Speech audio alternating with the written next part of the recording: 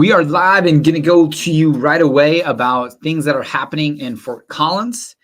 This week, we are going to focus really on two main things. Colorado ADU bill, House bill that just got signed into law as of May 13th.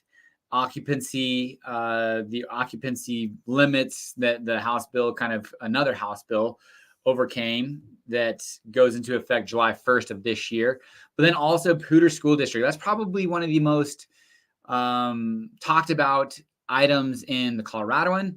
But first, we're going to jump into a couple of things that also were discussed last week that I think that are of good importance and things to know about, what you can do this weekend with it. But being Memorial Day weekend this upcoming weekend, and also lots of people getting outdoors and hiking, and our neighbors to the north. Wellington received about $4.5 million in grant funding, and their downtown is going to go through a pretty significant facelift. Now, Wellington's a pretty small community, very residential bedroom community, but it still has a decent main street, Cleveland Avenue, and but there's a lot of pedestrian walkways and paths and kind of some beautiful beautification that will occur in Wellington. And you can kind of see these communities start to put money into their downtown areas. Their tax base increases with sales tax, their resident population increasing. And all of a sudden they're like, hey, let's start to reinvest in this community that was, such a sleepy community for so many years. And we're going to jump into kind of how the dynamics, the changing dynamics and demographics really of Fort Collins is impacting policy change, both locally and at the state level, and what and how maybe, people can go about kind of hedging that moving forward. But so Wellington getting a facelift here, starting renovation late this year, early next year. And then additionally, it's rattlesnake season. The Coloradoan came out with a good article. We do have rattlesnakes and bull snakes, and bull snakes are massive. They're good. They take care of rattlesnakes. Rattlesnakes, not so good. Probably the biggest exposure that local citizens have to rattlesnakes in Fort Collins in the northern Colorado area is when you're up hiking. When you're hiking Horsetooth Mountain, you're definitely going to see potentially some rattlesnakes. Now, I think I've seen one rattlesnake, and I don't hike Horsetooth like 10 times a summer or anything, but at least a couple, 2-3 times a summer we'll get up there. So I don't really see them that often, but they're there, especially with dogs who might be off leashes or kids who are running ahead. That's definitely something to take into consideration. We're getting to those warmer weathers. Snakes are going to come out of hibernation. So be aware of that. And then, they're suggesting some, here's some things to kind of take into notice, what not to do for a rattle. Okay. So here are some symptoms of puncture marks, redness, severe pain, tenderness, nausea, vomiting, labored breathing, rapid heartbeat, weak pulse, low blood pressure, and disturbed vision. I don't know, but I feel like if I got bit by a rattlesnake, maybe if it just barely got through like my boots or something, but I feel like I'm going to know. And actually, when I was in kindergarten, now granted, starting to be a while ago, but when I was in kindergarten, my coach, Scott Mason, still a friend to this day as far as his son, haven't talked with him in a long time, but I remember he was my coach in kindergarten. And it was the reason I thought about this recently is because I was coaching my daughter in kindergarten. I'm like, I wonder if these kids will remember me. And I actually do remember that kindergarten coach. So maybe they will. I don't have a great memory when I was a kid, but we had a great time coaching Nola and Rocky at Windsor Wizards. But he was bitten by a rattlesnake, and he had this massive scar down his arm. And I'll never forget that. But it's something to be aware of. It's definitely, especially if you've got kids or dogs or pets, animals, and yourself, you could easily step over one, not even know it, and just stay away. And so definitely something that's important to know. Let's see here. It's Memorial Day weekend, and there's kind of a cool event happening at Spring Canyon Park. Let's see here. This is going to be going on at 12 to 3 p.m. Well, really all weekend. So I'm sure there'll be specific times and things of that nature, but some things that are happening are 500 American flags. There's going to be medallions honoring heroes. There's going to be a Civil War living history camp. So, and other things, Fort Collins Breakfast, it's sponsored by the Fort Collins Breakfast Rotary Club. And you do need to buy tickets or to buy you don't need to buy tickets. You can just go. But if you'd like to purchase a medallion, you could do that. And there are links to that. So that's coming up this weekend. Lots of pools are opening up this weekend. So I'm sure a ton of fun's going to happen there. We did close on that cabin up in Red Feather. And so we're going to go spend a little bit of time up there and see what's going on. Now, the bulk of today's kind of show is going to be focused really around occupancy, ADUs, and the Poudre School District. We're going to start with the Poudre School District. There's going to be a special meeting tonight at 6:30. It will be live broadcast, and insider information suggests that they are going to push or punt this long-term planning committee decision off. 450 protesters showed up outside of a board meeting last week. There's just some grumblings and not very many happy individuals because it feels like, hey, we didn't necessarily go about this the right way. And if it's funding, why didn't we ask the public for funding? But it seems like maybe there's some ulterior motives and maybe not super transparent, which it was interesting because a friend of mine who is a very smart individual, very savvy, intelligent, deals with Fortune 500 companies all the time, deals with long range planning, and just was like, the data was not looked at properly. And these decisions were not made with people who should be making these decisions. Not that they are people who don't care about the schools or the area, the city, all of that good stuff. But these are pretty significant decisions that impact people's lives pretty dramatically. And property values, safety, community were among the few things that he was suggesting that these changes could impact. And it just felt like they were falling on deaf ears, but not anymore. And through the protests, through the outreach, through getting city government officials involved, it appears, we will find out tonight, it appears they're going to be pushing this decision. And I don't know Kingsley, the superintendent, from anybody, never met him, don't know anything about him. But this is a huge smudge mark in the sense that it seems like he and his right-hand person are very much have an agenda and are going to follow through with it regardless. But there's a 7-member board that we think has to vote on this. Not super sure, but we believe has to vote on these decisions. And a good majority of the board seemingly does not want to do this and are not happy with these decisions.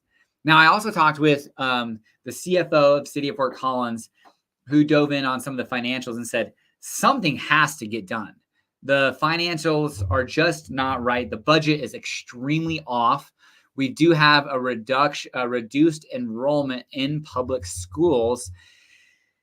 And so something has to happen. These have huge overheads. The budget is not balanced. And so something has to get done. And what that means, we're not sure. But there was an article that talked about why haven't we, presented it to the city of Fort Collins, increasing a mill levy to offset some of these expenses, which would equate to $6 per month or about $70 per year to be able to offset this deficiency in the budget. But I do think that there was also some other conversations about how these are kind of more long-term implications. And man, if I was a school like Beatty, I mean, that school already has only 40% of its community going to it because it almost got shut down a decade ago. And now it's on like round 2 of the chopping block. there was a Reddit thread that talked about where should I send my kid because we think Blevins is going to get shut down. And I think these schools that potentially could be in kind of the crosshairs of being shut down in the future could see impacts, now having been on these scenario lists of potentially being shut down, of reduced enrollment. And I would just say, and this kind of parlays into our conversation on to occupancy limits and ADUs, of transparent decisions. Now, there are decisions, and I think it was interesting when I talked with, I think her name was Rebecca Everett. She was on our podcast, so I should know this, but I believe her name was Rebecca Everett. It was a few years ago, which is wild. So if you haven't listened to the Fort Collins Fellows podcast, go listen to that. There's so much good information on there. We've learned a ton.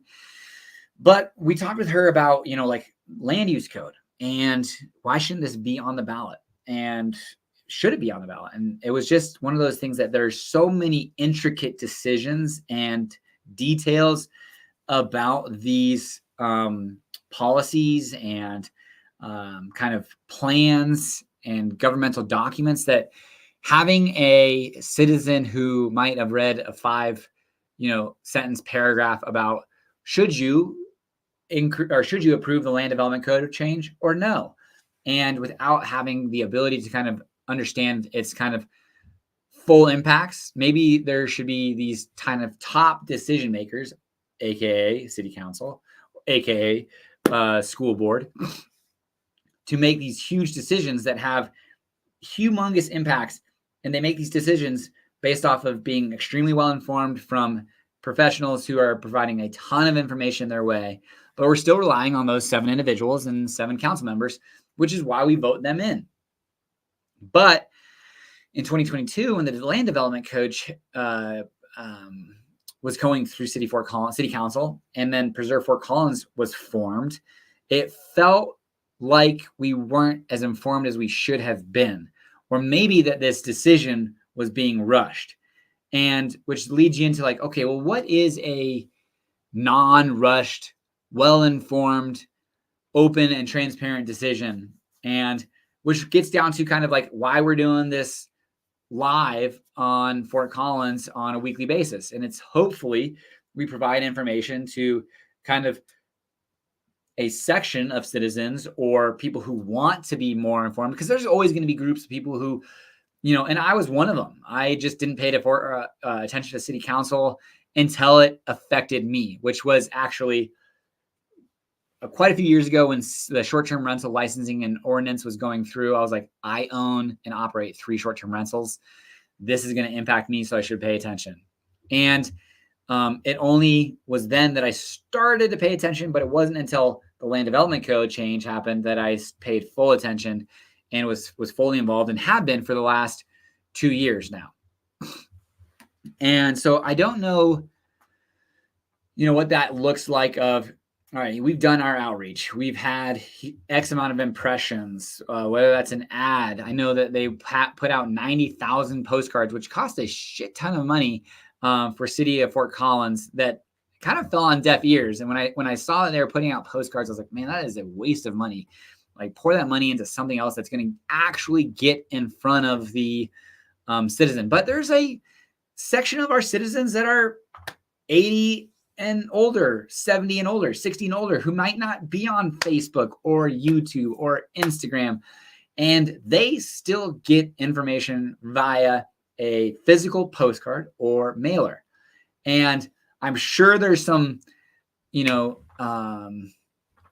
discrimination concerns if you post a postcard to of citizens over 50, but not younger. And the 40-year-olds feel like you're discriminating against us because we don't have Facebook or whatever all that looks like. So I'm sure there's things that they have to take into consideration, which is unfortunate because you can't leverage your dollar as well as you would like if those, in fact, are concerns. But I think what's coming to the limelight is we can't pull the wool over citizens' eyes anymore, at least for Collins, Colorado. Colorado might be something different because I would have to assume to petition the House bill in Colorado for ADUs, which we'll talk about here shortly, would take a ton of signatures. But it could very well happen. Preserve Fort Collins could get in touch with, if there's a NIMBY group in Denver versus a YIMBY group, and they get together and they gather signatures. I'm not sure. But what I can say is communication happens very fast. Transparency is of utmost importance.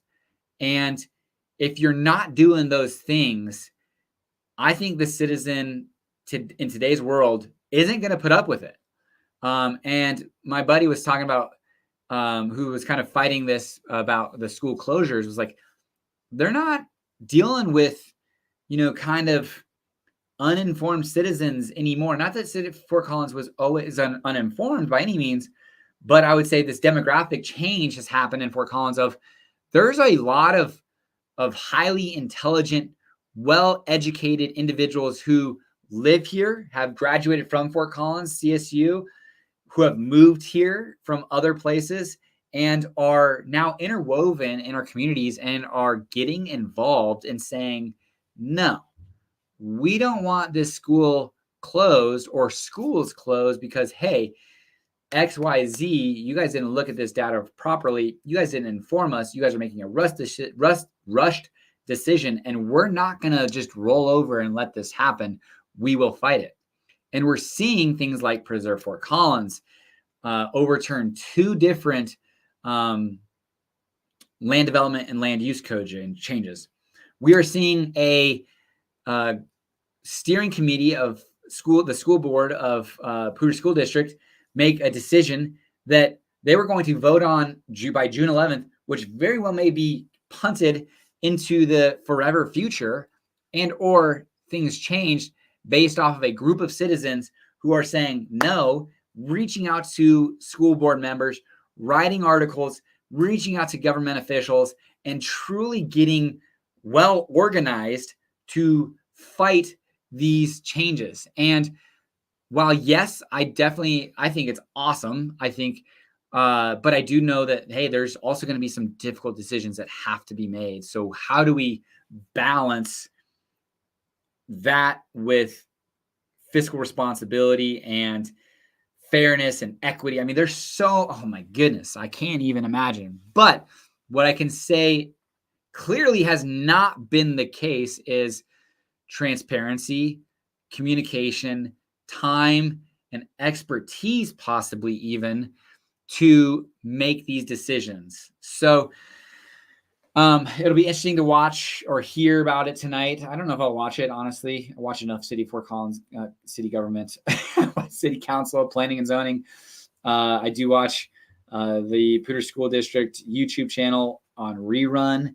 So I might just get the high level feedback about this because, I will also say that because I wasn't immediately impacted, I wasn't super concerned. Now, granted, I will say maybe I am going to be immediately impacted if these schools don't get shut down and all of a sudden they have to spread out funding, and maybe the school that my kid goes to doesn't get the PE, the musics, or they have to cut school, teachers, and class sizes have to increase in different schools. So there could be some ancillary impacts that happen because we're not able to make these tough decisions. But I do think that the land development code obviously was definitely an example of something that wasn't communicated well enough to the citizen and public, and felt very quick, even though it took a year for them to come to those decisions. I think communication was lacking and transparency possibly. And it feels that same way with this school board change. And so, man, I don't know what the theory is. I do know that at the city council work session, they were talking about their priorities. There are 11 priorities. And one of them is about, making City of Fort Collins government fun again. And I guess I haven't seen it, but the city of Denver did a Backstreet Boys video about water. And one of the council members, Mayor Pro Tem Emily Francis, was saying, hey, we should do in-sync rebuttal for Fort Collins on water. And so I didn't I wasn't pumped about that, but what I was pumped about is how can you use alternative means? I mean, I have a YouTube channel, very proud of it. It's taken me a lot of years to build it to where we're at right now. I mean, I only have 2,200 subscribers, and City of Fort Collins has a YouTube channel that has 10,000 subscribers, a great resource, and still some good information on there. But how are they leveraging that? I mean, they have an Instagram page. I mean, I'm sure there's a lot of communication that's going, and still there's always going to be people who, it could hit them right dead in the face, and then until they are, it impacts them, are going to be blind to it. But the communication is going to have to be of utmost importance. Well thought out decisions and choices are going to have to be clearly communicated to the public, saying, here's how we came to our decision and why, and ultimately communicated this, was transparent, and now we're voting. But these are two major deals that are both being overturned, and now that we have a land use code change that was just passed on second readings going into effect, I think here pretty quickly, I think maybe even today, 10 days from when they originally read it. But we then are now having the Poudre School District have these huge decisions that was kind of going to be passed in June that is now not going to be passed, or potentially removed or kicked off. And so lots of opportunity, I would say, if I'm in these communication chairs for the city, county, and school, to say, all right, how do we meet the citizen where they are and still come up and have to make tough choices? Because maybe tonight, for all we know, they just push through and say, we're voting on it on the 11th, and we're going to make a tough choice regardless. So we'll have to see how that happens. But the occupancy bill that was just passed, let's go through. There's 8 new laws that will impact renters, owners, and development of housing in Fort Collins. So we'll go through these. And we're going to hit the last two, the most important two, or not most important two, but 2 that we're going to focus on last. Let's see here. Areas near transit lines will be expected to have goals for housing capacity. So like an example would be 40 units per acre. It's going to be harder for landlords to opt to not renew a renter's lease, which we've been following this, but I did talk with my team. We have a lot of rentals, and I said, hey, make sure that we're on top of these things. We've got our lawyers looking at all the documents, making sure that we're within using the right language, because there have been a lot of changes. But you can't just not renew somebody's lease, and which we never did. It was either because it was an increase in rent or dramatic lease violations throughout their term leasing with us. But you do have to have I believe it's called a for cause non-renewal. Fort Collins, and this one has not passed yet, but House Bill 1175 would allow Fort Collins to have first crack at purchasing properties to preserve its affordable housing stock. And I can think of a property that a family owns that has 200 units, it's affordable per housing standards, and it's in a great location in the middle of Fort Collins on 19 acres. And this would be a great opportunity for Fort Collins. Now, I'd be curious how they come to market rates and all that kind of stuff. But for them to buy it, update it, renovate it, and still allow it to be affordable, and they could buy it probably just because of its condition. You consider it a C-class property, older, 70s built, and just needs a lot of love. And but it allows an affordable housing option for people in Fort Collins. So that would be interesting to see.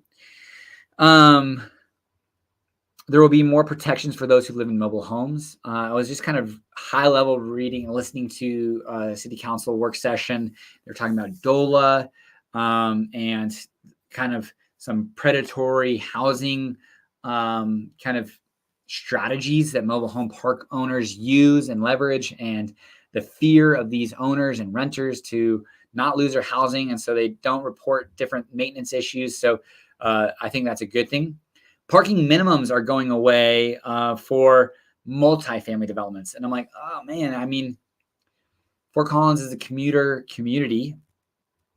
And I mean, it could force people into riding their bikes electric scooters. Excuse me.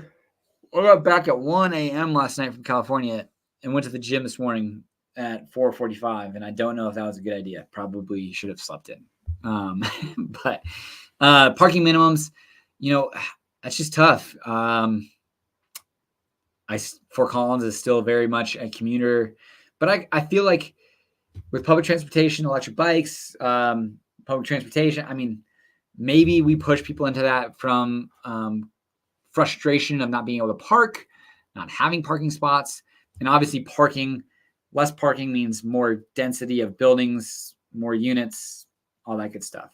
Now, the last two that I want to talk about are the U+2 rule going away officially July 1st. And it was funny, the city council members were talking about, like, are we still citing people who are breaking the occupancy rules right now? And yes, they are for the next 2 weeks. Well, next week now, basically, week and 1 day, until they get to a point where they can't even process the citations in time. So pretty much at the end of next week, or at the end of this week, if you got 4 people that are unrelated living in a house, let loose, let the world know you're not going to get in any trouble anymore. But moving forward, I will be super interested to see how this, works out as far as at-risk communities, in the sense of communities that have a high renter population. And will this increase traffic, rubbish, trash, noise? And I would say Fort Collins has a lot of ordinances that it can rely on for neighbors and neighborhoods to keep their neighborhoods preserved and well maintained. And that's parking, nuisance ordinances, trash and rubbish. So, I mean, people need to know that. So if you have a loud neighbor or a neighbor who's parking way too many cars, because there are even parking rules and regulations, and they could add those moving forward if it becomes an issue. So it'll be a lot. I mean, probably we'll find out a lot about this next year, because by the time the occupancy limits law got passed, or bill got passed and signed into law, probably a lot of leases for next year were already signed. But that doesn't mean that there could be like lease breaks and things of that nature. So I bet you we see a lot of changes next year, and probably feel it and even see it a little bit next year, 2024 to 2025. But it won't be until the year after, 25 to 26, when all new leases get signed without any occupancy limits. So my 4-bedroom house on Bolts and Zuni and, a couple others that we have, if college renters or anybody who, 4 people, 2 families, wanted to move in there, I would consider it. I would have to consider it. I couldn't not consider it. And I can imagine, like, I'm thinking about, like, in this next one, we'll jump into how city of Fort Collins will have to allow ADUs starting June 30th, 2025. And there's some different rules and funding that will come into play, that if cities abide by it, they're going to get some state funding, like allowing, expediting administrative processes, allowing for design options. So trying to make ADUs, because ADUs, to build an ADU without anything helping financially, you're probably looking at, like, to be a stick built, $175,000 to $250,000 in Fort Collins. So is that affordable or capable? Are people capable of doing that on their property, and with interest rates where they are, be able to make sense of the rental rates to the debt service that they would incur by taking on a HELOC or a second mortgage or refinancing? I don't think so. Because the goal with these ADUs is going to be between 500 to 750 square feet. But if there are expedited permits, some funding for whether that's owners of or would-be owners of ADUs, take away some of those permits and fees and costs and architectural, and maybe it makes it a little bit more sense. Maybe it's 125 to 150, especially if these we have a client who they are building manufactured ADUs, so kind of a house in a box ADUs, but they're still going to cost 125 to 150 once they're installed, and so it's not like going to be super cheap. And maybe there's businesses that take place that specialize in it. They can kind of make it more economically feasible for owners to build ADUs. But I was thinking about my house. If I built an ADU on it, which I could, we have a good lot size. I know exactly where I'd build it. Maybe I want to offset my mortgage by getting some rental income. Maybe I want to build one for if my mom ever needs one, or my dad, or Janae's mom, dad, brother, sister, brother need one for affordable housing or living in place, multi-generational living. But then I was like, all right, so we already have 3 cars. Now, granted, we'd probably get rid of one of the cars eventually because it is for the kids. But that would mean we'd have either 3 or 4 cars, not including when my kids get to be of age. I mean, our neighbor has 4 or 5 cars. I mean, I could see neighborhoods getting inundated with cars and traffic, and definitely changing the dynamics of some neighborhoods. Additionally, and one thing to say about this rule is I believe it only allows for people who own the home or at least reside in that house at the time of application to build ADUs on their lot. So I can't go build ADUs on my other rental properties unless I moved in there, rented it out, or moved in there and then built and then moved out, which has crossed my mind. As far as, let's go live in this house for six months, make it all nice and build an ADU while we're there and then move out. I have thought about that, but I'm probably would get, murdered by my wife if I really brought that to the table. So there's going to be some limitations on how many ADUs are going to be built, owner occupancy, lot sizes, setbacks, height restrictions, all of these things. But there are going to be probably a significant portion, or at least a significant increase of permits for ADUs, because there are going to be people who it's financially feasible for them to build an ADU, desirable because they have a friend, family, whatever, or desirable because they want to offset their mortgage long term. This is going to be kind of their rental or their retirement plan.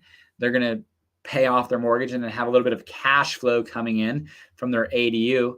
So there will be a huge increase. And this, if nothing happens, will take effect 1 year pretty much from now in June of 2025. And neighborhood relations. I mean, if I'm the first domino to fall and I don't communicate, let's say I'm now in that position where we talked about earlier, City of Fort Collins Land Development Code and Poudre School District, their long-term planning committee, long-range planning committee, doesn't communicate, and then all of a sudden they do something and they're hated from their constituents. Well, what about me? And if I wanted to build an ADU on my house and I don't communicate that to my neighbor, which I don't have to, I'm sure there's going to be a neighborhood meeting and all that kind of stuff. But so long as I abide by the rules, but should I get out in front of it and talk to my neighbor? Hey, here's what I'm thinking. I'd like to have this house built, this ADU, 500, 750 square feet, help us with the rent. Otherwise, we're going to have to sell our house, blah, blah, blah. But it's going to take away all of the sun coverage, the sun for your garden. We're going to have an extra car to 2 cars here. People are going to be walking right by your house every day, multiple times a day, because that's where we'd put it. And we don't know who's going to live there. It could be a fun renter. It could be a bad renter. You're going to have 2 neighbors now. You're actually going to have 3 neighbors now because they have a sandwich between. So they're going to have us as their neighbor, the ADU, and their neighbor on the other side. I mean, that's a tough pill to swallow. Change is never easy. And I can imagine if I was informed of that, I'd be like, okay, so the shade in the garden, it is what it is. We're going to have to deal with that. I'm more concerned about who's going to be living there. How are they going to vet the tenants out? Are they going to go through credit background checks? How are they going to maintain it? What type of vehicle are they going to? So there's just this kind of fear of the unknown, but it could also be a nothing burger, because I was doing some research. When I was doing some research about these ADUs, I was coming across different communities like in Washington that built ADUs, and at least according to the ADU owners, nothing changed. Everyone was happy. This did not change the dynamic of the neighborhood. I mean, that could be their perspective, and maybe if they were to go to talk to other neighbors, there'd be different perspectives. I just know, like my dad's neighborhood, I mean, he's got, $1 million, $2 million house. And I could just imagine the privacy that he enjoys, the street traffic that he enjoys currently. If all of a sudden his neighbor's like, hey, you know what? I need to build an ADU. We're retired. Our Social Security was cut. The stock market's not doing great. At least this is $1,500 to $2,000 a month I can count on, because housing is a huge need in Fort Collins, and I can get it rented out all the time. So I can offset this, and maybe I can now enjoy comfortably in our house for the next 15, 20 years. And then my dad would be like, what? No way, I don't want that. And just the frustration and fear and concern. So I'm sure there's going to be a ton of emotions, but I thought one thing that was super interesting was there was like no YouTube videos about the bill that was passed a week ago. I mean, literally one video that I could find, a few articles. The actual bill, the bill document itself is about 28 pages long, 26 pages long. Good information. Reading House bills are somewhat difficult, because I was like, okay. At one point, what I read in the House bill, it was that ADUs can't be built in low density residential neighborhoods.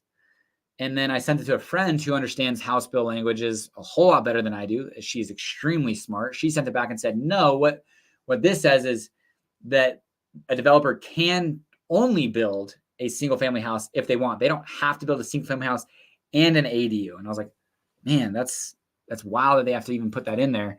But, so that was one of the only documents that I could see, the actual language of the bill. But it was it feels very weird not being, out and open, that especially Preserve Fort Collins. I went to their Facebook page and I didn't see anything saying Colorado just passed the ADU law and this is going to change everything and blah, blah. So I don't know. Maybe this doesn't get put into place. June 30th, 2025, still over a year out. But it's giving time for municipalities to come into compliance, pass land use changes as needed, to be able to get some state funding and grants and become an accessory municipality for building ADUs. So there's still a ton of time, but there's going to be changes. In the House bill language, they suggested that, I wish I could pull it up. Maybe I should. House bill ADUs, they're saying like California. And that was one thing I didn't like. I mean, don't get me wrong. I think I was just in California. I think Colorado's, Fort Collins specifically, is far more beautiful.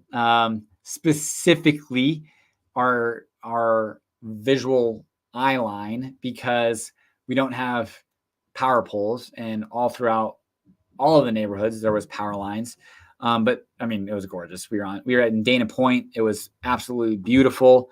But in this article, and I'm going to let me get to it. In this article, is talking about kind of some of the like backstory of why they want to allow ADUs in Colorado. And they were talking about like all these stats, and like one of them that they were talking about was like in California in like 2016, there was only, there we go. Here, okay, I'm gonna share this.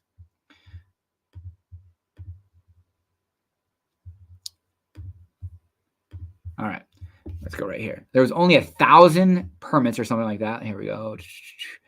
Following reforms to California in 2016, 1,000 accessory dwelling units permitted in 2016 to over 24,000 in 2022. So it suggests that if this gets passed, which has been signed into law, I can go back here to show you this was introduced and passed. Here is the PDF, the signed act, and this was House Bill 1152. But you can guess that Fort Collins permits for ADUs are going to dramatically increase. I mean, still an affordability issue. How do you build them affordable? I don't know. Only being able to be built on people who own the property, who reside in the property, primary residence, as I believe was what it was. So a ton of rentals, our housing stock is 60% owner occupied, 40% housing, our renters, roughly. I think that might be 55, 45, but right in that range. So 40% of units are kind of immediately outlawed as far as you can't build ADUs on those, but 60% could, but then you still have to abide by setbacks, height restrictions, lot sizes. So probably only a small fraction of that 60% of our housing supply could build ADUs, but of those ADUs that could be built, I'm guessing there's probably going to be a significant amount more ADUs that get built. So, time will tell. But I'm curious, what your thoughts are on ADUs in the state of Colorado. Have you been to an area like Portland or parts of Oregon or Washington or California that allow ADUs? And have you seen, lived in, been a part of those areas?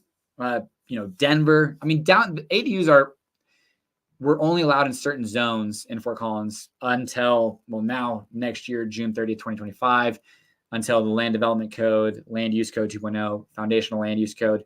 So they're currently still only allowed in those areas, but with this change, they're going to be allowed in every zone, so long as it's an owner-occupied use. So I'm definitely curious what your guys' thoughts are on this.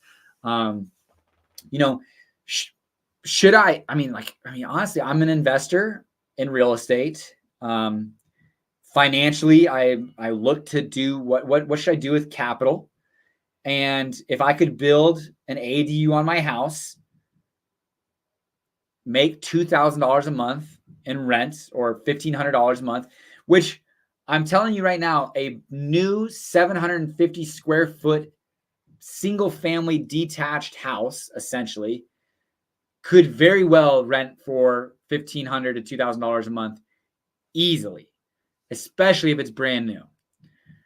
And if I built that, let's say for $150,000, that would meet what's called the 1% rule. I wouldn't be excited about putting, some debt on it, but maybe I put some debt on it. But shoot, my mortgage is $2,900 a month. And if I could get $1,800 a month from this rental, that takes away a significant portion of my, overhead expense for my family. And maybe that retires me early or allows me to go coach my daughter's game or sell a few less houses each year. But it does impact my neighbor. And I really, really care for my neighbors. They've been, honestly, I would say the one thing that I've enjoyed most about being a homeowner in Fort Collins and even Loveland, my first house for 9 months, we've had great neighbors. I've had 3 different neighbors, and all 3 of them have just been amazing. And I would definitely want to get their input and let them know, hey, here's what I'm thinking. I might do it regardless, but I just want to let you know and see where that goes. Maybe tenant relations or neighborly relationships goes out the window, but that's a hard thing not to consider. And the idea of potentially future proofing my in-laws' retirement, my mom's retirement, of if we need something, it's already built and we don't have to retroactively do it or, responsibly do it. So, it's very enticing for people who own their properties with the lot and potentially capital to spare and or the ability to take out HELOCs or refinance, and because people have a ton of equity in their homes. So time will tell. I'll be curious what you guys' thoughts are and what your thoughts are the bill is going to do to the state of Colorado, housing supply, all that kind of stuff. Oh, here we go. I've owned 2 houses with ADUs in Houston. We mostly did short-term rentals for flexibility. Houston required 3 off-street parking spaces for homes with ADUs to aid street parking issues. Yeah, and I think that's, I will say that I do know in the House bill, I think they are kind of allowing the municipalities to govern how they want ADUs to be used, whether they can be used for short-term rentals or not.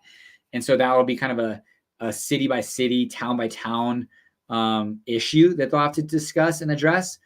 Like Fort Collins only has some in certain zones, but there are a lot of houses that are allowed short-term rentals in primary short-term rentals, meaning you live at the house. And now if you live at the house and you live on the property and you have an ADU, you could potentially use that as a short-term rental.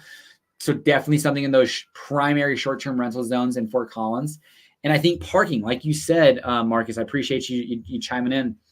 I think parking is definitely something that they need to take into consideration. And I think they did. And what the way that they addressed it in the bill, I would have to look again, but they're allowing for it to be tandem. So if you have a driveway, you could have a spot that would have accounted for 1 parking spot, but because you could do tandem parking, now accounts for 2, is how they're kind of addressing that. But yes, parking is going to have to be a discussion because some of these areas and streets would be flooded with cars, traffic, and things of that nature. So I think, yeah, short-term rentals in those primary short-term rental zones are prime for the pickings in those ADUs and could see a huge spike there too. So I'm not sure how Fort Collins is going to deal with that because it's not a Fort Collins bill anymore. And that's kind of what isn't awesome for Fort Collins, is because we did have 2 land use. We had a land development code and a land use code that was going to allow ADUs, but not as short-term rentals. And now with the state doing it, there may have to be some land use code language change that says, hey, you can have ADUs, but not as short-term rentals. But the state's currently saying it's going to allow the cities to decide how they're going to treat ADUs.